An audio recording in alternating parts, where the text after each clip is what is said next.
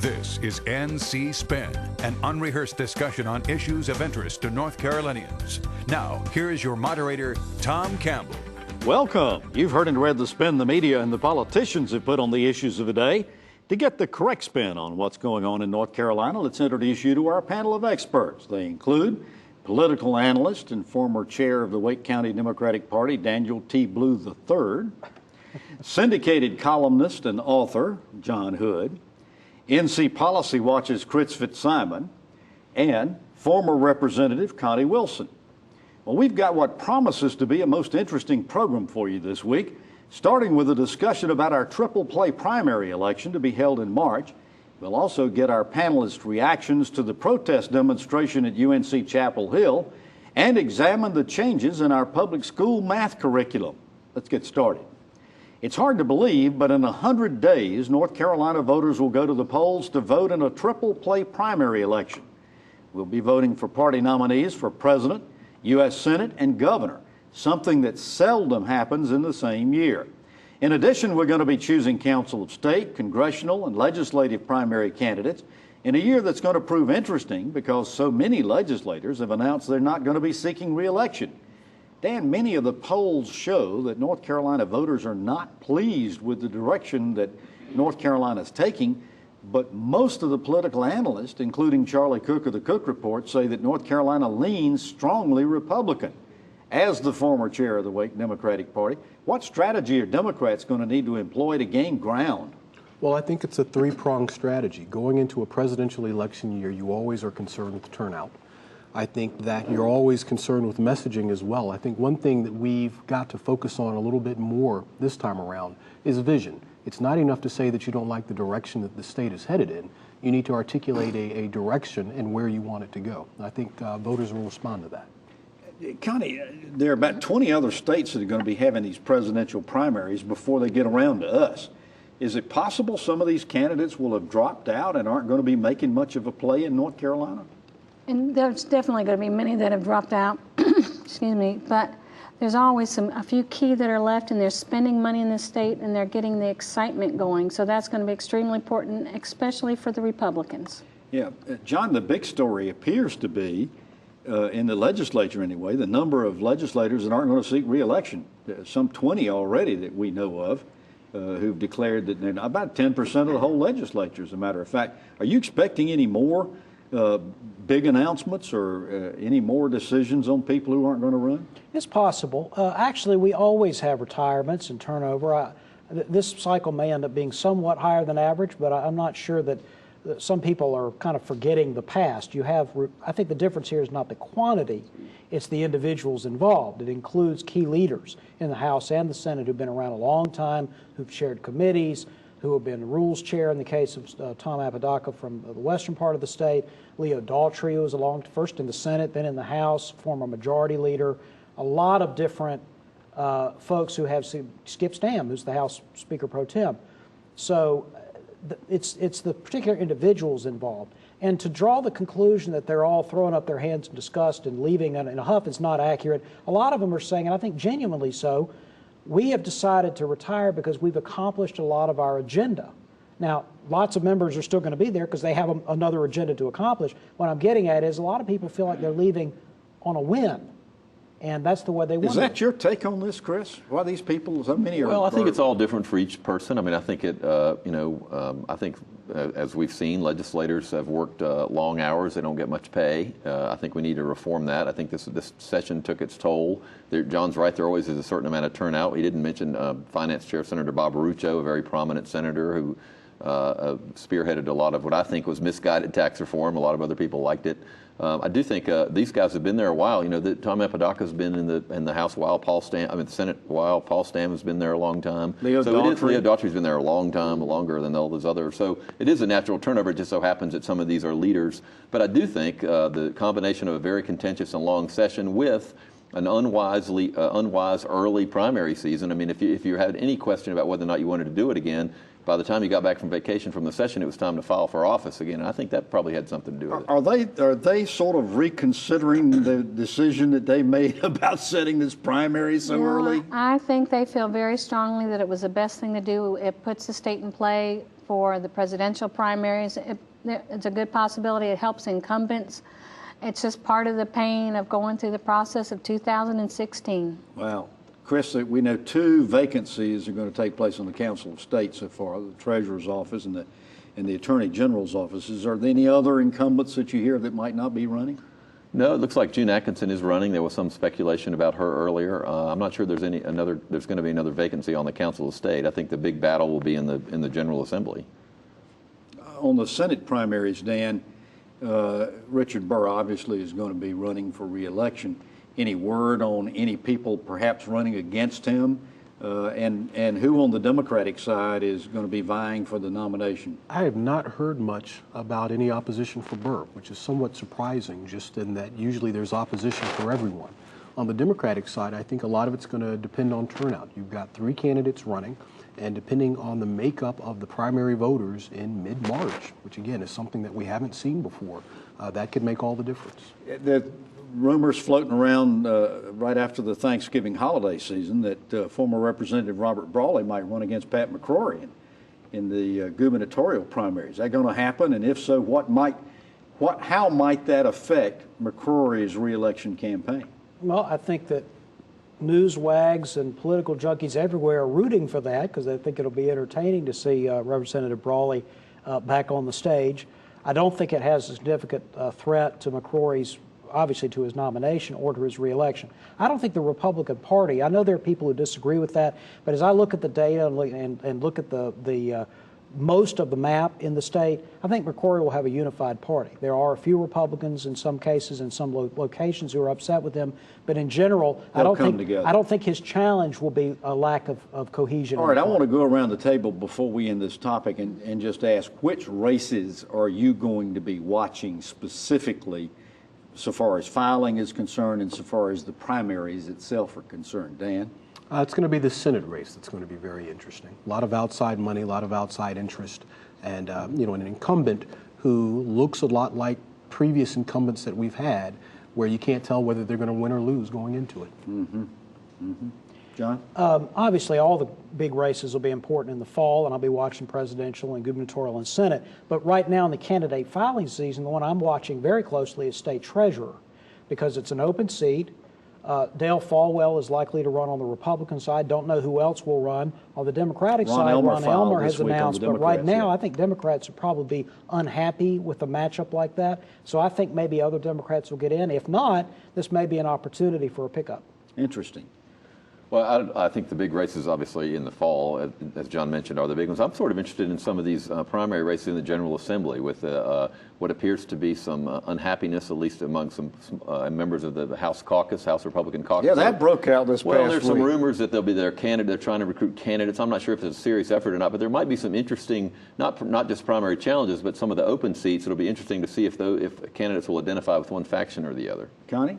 I have to agree with Chris. I think some of these legislative races, particularly with the Republicans, where there's been some disgruntlement, people saying within the caucus that whoever is too moderate, that you might see some primaries that could really impact. I can't end this topic with asking what's up in the 2nd Congressional District. Renee Elmer reportedly is going to have 6 candidates opposing her. Well, that means she's going to win. What's going on with that? John? There had been a lot of pushback from conservatives about Renee Elmer's on a variety of issues. The problem they've got is they have so many different candidates. It's possible she could win in the 1st or 2nd primary because of the lack of cohesion around an alternative. Well, we thank you for watching NC Spin on the air or on YouTube. Here's a reminder, there's much more on our website, ncspin.com or NC Spin on Facebook. You'll find video footage not seen anywhere else, perspective pieces from our panel, and our weekly column. So get more balanced debate from the Old North State on ncspin.com, NCSpin on Facebook, or on Twitter at NCSpinTweets. When we come back after these messages, we're going to talk about student protest. NC Spin will return after these messages.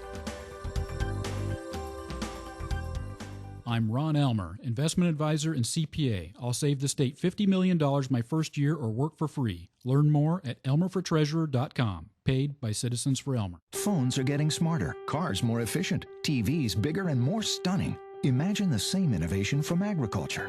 Meet the Plant Sciences Initiative at NC State, a proposed state-of-the-art research complex where world-class researchers will tackle agriculture's toughest challenges, like feeding the world's rapidly growing population while preserving natural resources for future generations. Join Farm Bureau and NC State in moving North Carolina to the forefront of ag research in the world. Visit keepaggrowing.org. Hey everyone, I'm Linda Loveland. If feeding your family safe, affordable foods is a priority for you, then join me in saying thanks to the North Carolina farmers who feed us. Thank you. Thank you. Thank you. Let's say thanks to the farmers who feed your family at #ThankNCFarmers. To learn more about the foods we eat and the farm families who feed us, visit feedthedialoguenc.com. And be sure to thank North Carolina farmers. We now return to NC Spin. Hoping to avoid the anger and disruption that took place in Missouri, UNC Chancellor Carol Folt called a town hall meeting to hold an honest discussion on race. What she got instead was a loud, disruptive, and often tense event disrupted by approximately 50 protesters who demanded free tuition, the elimination of the SAT entrance test, gender-neutral bathrooms, higher pay for janitorial staff, and the firing of new UNC President Margaret Spellings. John, there's plenty of evidence that racial discrimination and prejudice still exist in our state, but how are we ever going to have any honest discussions to help eliminate these problems when people on both sides are yelling so loud we can't hear what they got to say? Well, look, campuses are supposed to be places where a variety of viewpoints are expressed, even stridently if need be. But what the protesters did was not express their views. They expressed contempt for the other students, for the faculty, and for Chancellor Folt, who actually was trying to give an opportunity for students to express their views.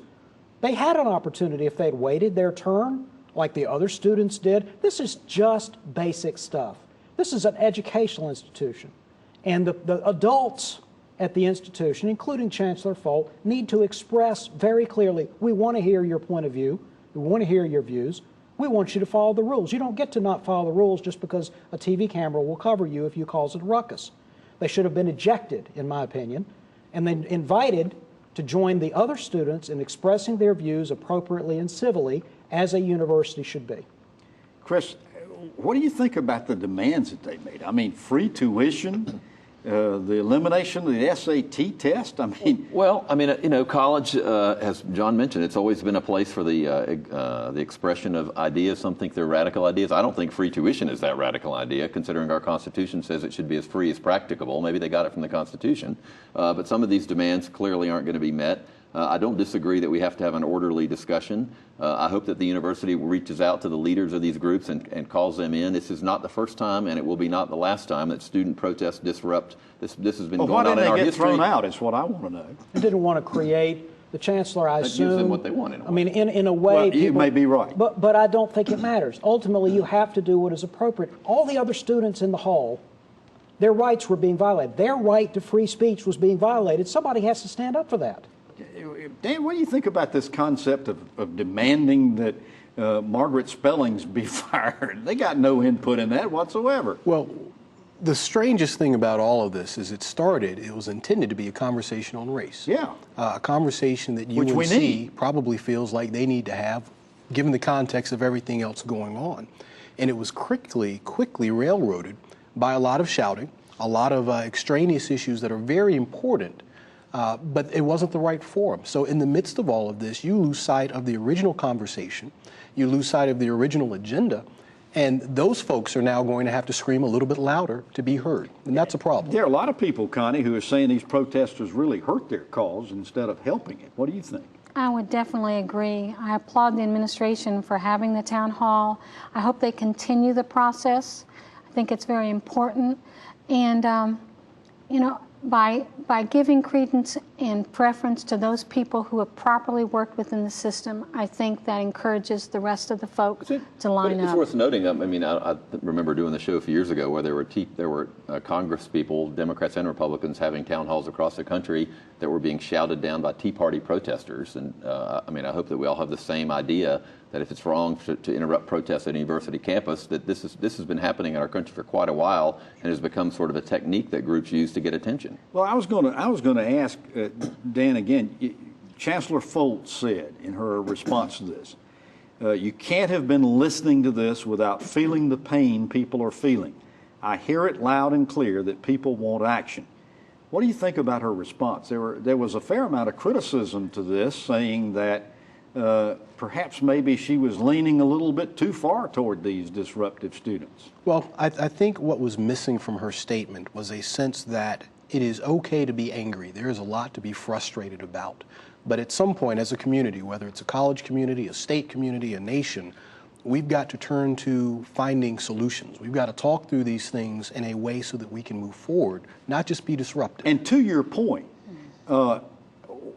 we do need to have an honest discussion about race in North Carolina. I don't think there's any question about it. What's it going to take to ensure that this happens? What's the proper forum, and who should be involved in it? Any suggestions? I think the fundamental thing that is needed, there are many things that are needed, but the fundamental thing is effective leadership. You have to be able to bring people together and have a conversation and not let the yelling, like we do on the show, Tom. I mean, honestly, there are lots of other shows where people just yell over each other, and it can be entertaining.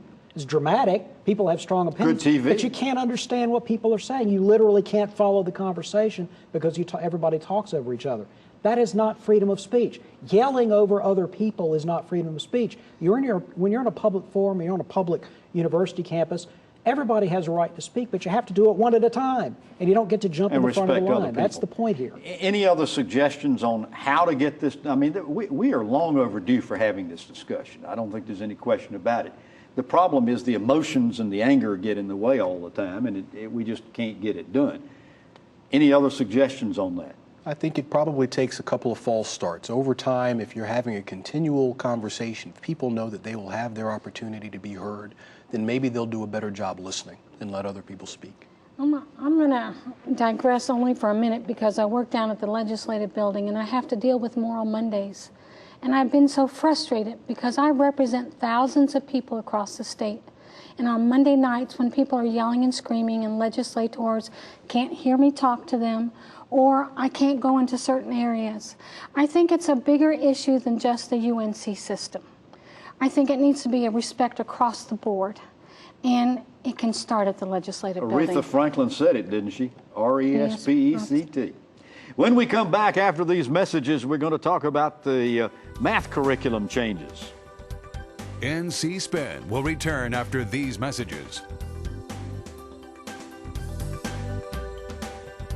Each year, our state pension plan pays more than $500 million in investment fees. I'm Ron Elmer for Treasurer, and I'll save $50 million or work for free. Go to elmerfortreasurer.com, paid by Citizens for Elmer.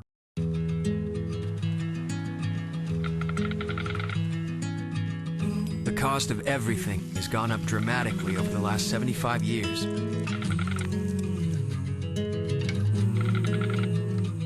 With one exception, keeping electricity affordable. That's the power of your co-op membership. Learn more at togetherwesave.com. North Carolina's Touchstone Energy Cooperatives, looking out for you. It's a fact, patients who receive care in the medical home from a trusted family physician reduce healthcare costs through prevention, early detection, and affordable management of high-cost chronic diseases. Every dollar invested in healthcare matters. Let's invest them wisely, building on North Carolina's medical home model. Better health begins with a medical home, a trusted family physician, the best return on our healthcare investment. Learn about the importance of medical homes at ournchealthcare.com. You sleep on concrete till your body get immune to concrete. My mom got my brother and I up and said, come on, we're leaving. I became homeless in the beginning of this year. When I was about 4 or 5 years old, our house caught fire. I used to see my brother. If he see me, he'd turn and go the other direction. We did the only thing that we could think of, and we went to a Salvation Army shelter. You know, we don't have this, like, what's your background look like? We just say, what do you need? I remember the man from the Salvation Army coming down with a box of clothes. The Salvation Army officer bought my brother and I an ice cream cone. Last week, my brother walked up to me, and he just started a conversation. Today I've given my life to the Salvation Army because I remember what somebody did for me, my brother, and my mom over 30 years ago. The Salvation Army for me means hope. Compassion. Family. Support.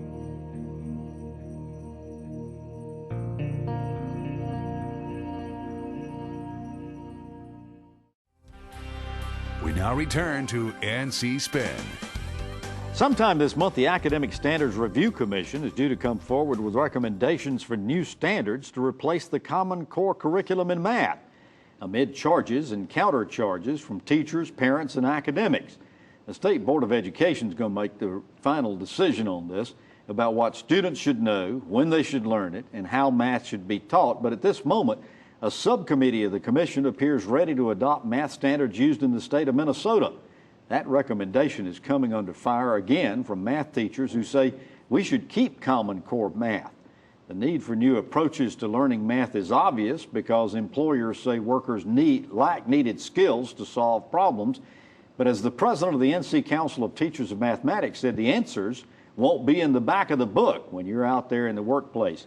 Connie, how comfortable are you with the Academic Standards Review Commission and their process for recommendations? I think the recent NAEP test results that have come out show that we need to do something different in North Carolina. And those math scores show that for fourth graders, the test results were pretty much flat with 2013, but for eighth graders, and those are the kids that are really very important where they are academically, their test scores actually dropped 3% in the math area. Now on reading, fourth grade was up compared to where we were before. And I think that really shows us that there's a problem with Common Core, and we owe it to the children. And I know these math teachers are talking about the employers. We owe it to the employers. We owe it to everybody to make sure we have the best standards out there possible. But Chris, a lot of these math teachers are saying, okay, Common Core math is totally different from what we've ever taught before. Mm-hmm. And it uses visual concepts, and it uses analytical kinds of relative kinds of things to help and it's hard for the kids, and it's even hard for the teachers to grasp this. Right. But once they do, they understand math principles better than just reciting formulas. And they have a better foundation when they learn advanced math, and I think that's what some of the teachers have spoken out. And it's interesting, I don't think they're going to adopt the Minnesota standards. They're going to write, I think Chairman Pika said they're going to try to write standards using that as a guide and try to adapt them to North Carolina. But this, first of all, Common Core I think has good parts and bad parts. I think the implementation was flawed. I don't think we gave it enough time, and now we're changing it again. It's interesting to me that the business community and a lot of people who want to be tough and have tougher standards and have more rigorous standards are some of the same ones now who are saying we need to ditch them all. Dan, it seems like every time we change clothes, we're changing curriculum and we're changing standards in North Carolina. Mm-hmm. Are we ever going to get settled on something and stick with it? I hope so, but again, some of this is leadership. I think that setting the vision of what students need to learn is important, but then the how do we get there and the what do we teach them and at what times do they know the appropriate things, I think that's a conversation best left to the educators. So what's your expectation, John, when this subcommittee makes its recommendations later this month? I think they will conclude that the Common Core math standards just don't add up. You've been waiting on that one. And they'll borrow some from Minnesota, which is a high-performing state in math. All right. After these messages, we're going to ask the panel to tell us something we don't know. NC Spin is brought to you in part by the North Carolina Farm Bureau. The Farm Bureau and Agriculture. We keep North Carolina growing.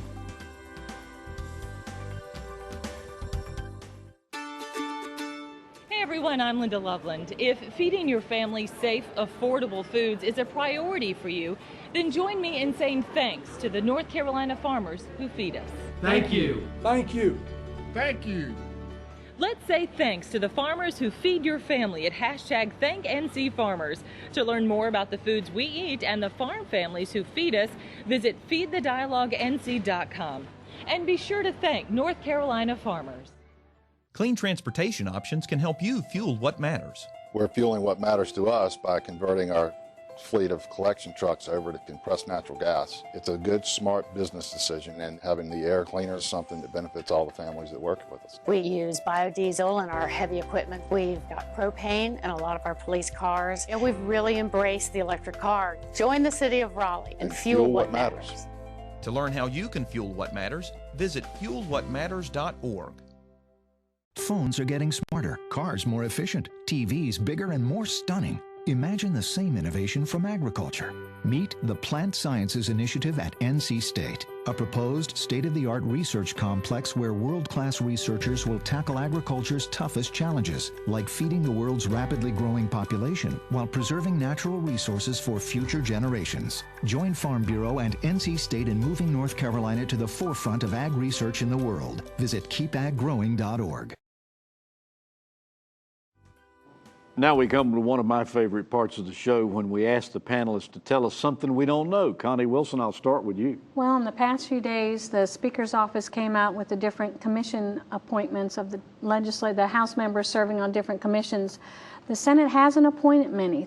Usually by now things are rocking and rolling. We've had one or two study commissions that have started meeting, and we're going to obviously see what they're going to start working on for the short session that starts in April. It appears that we'll have very few study commissions. Is that because of the shortened primaries? Well, I think they've taken longer intentionally to make appointments.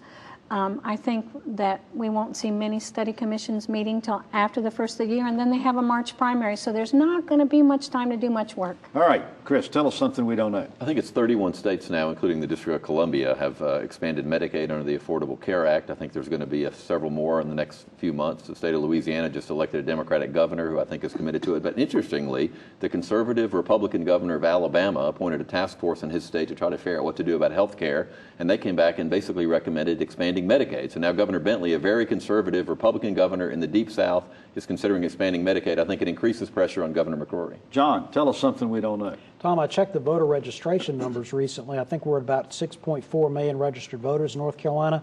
That's down 200,000 from last fall. Now, before people get all confused or freaked out about that, that's not unheard of. When we get into the election cycle of 2016, there'll be lots of new voters registered. We will continue to see a rapidly growing electorate. All right, Dan, tell us something we don't know. I think one of the things that we haven't truly wrapped our heads around is the fact that we've got this filing period now going on in December. It goes from the 1st all the way just up to about Christmas. So I think there'll still be some surprises out there. We're only through the first week. And we're going to talk about them next week. We'll know more about them. Well, you've heard our spin on the issues of the day. To stay informed all during the week, give your feedback, and read my weekly column, be sure to visit our website, ncspin.com, or catch NC Spin on Facebook. And we hope you'll join us next week when we'll have more balanced debate for the Old North State. Until then, stay informed and watch out for the spin. Join us next week and get the spin on issues facing our state.